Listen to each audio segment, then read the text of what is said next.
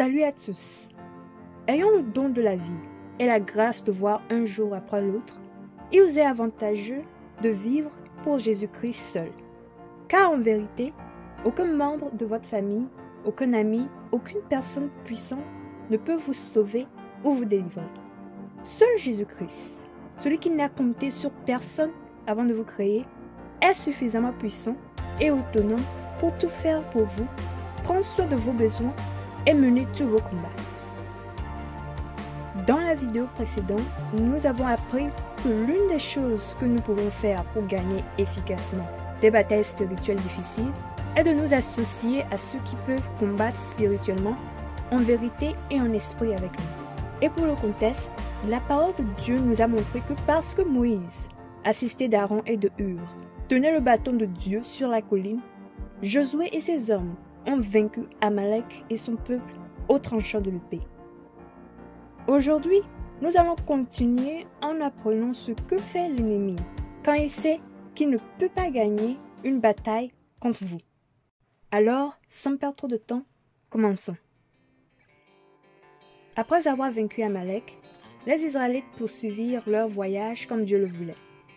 Et alors qu'ils campaient dans les plaines de Moab, au-delà du Jourdain, la Bible dit que Balak, le roi de Moab, informé que les Israélites passèrent par là, envoya des messagers avec des présents pour appeler le devin nommé Balaam.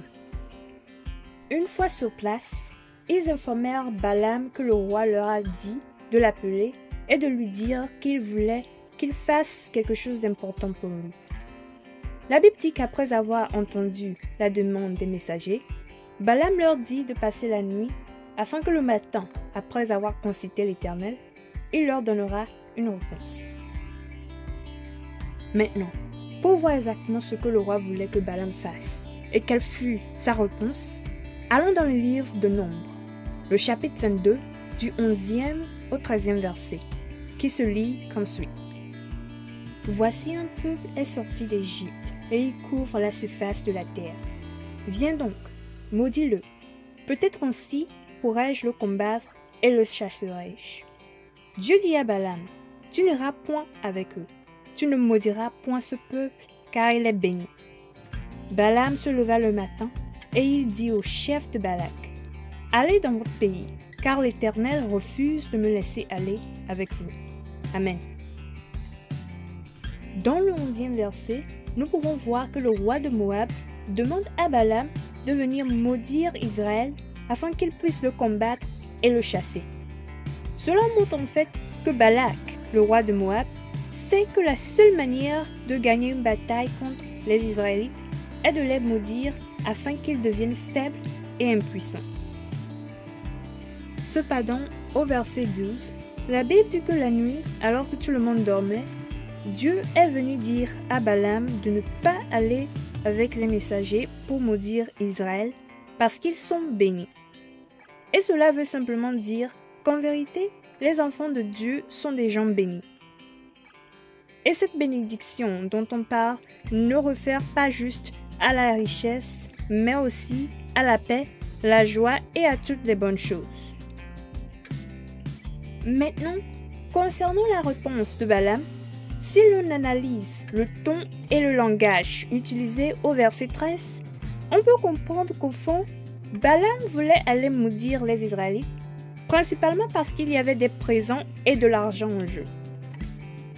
Pourtant, on le voit bien refuser devant les chefs de Balak qu'il n'ira pas avec eux parce que c'est l'Éternel qui le lui a interdit. Et donc, il les laissa repartir insatisfait.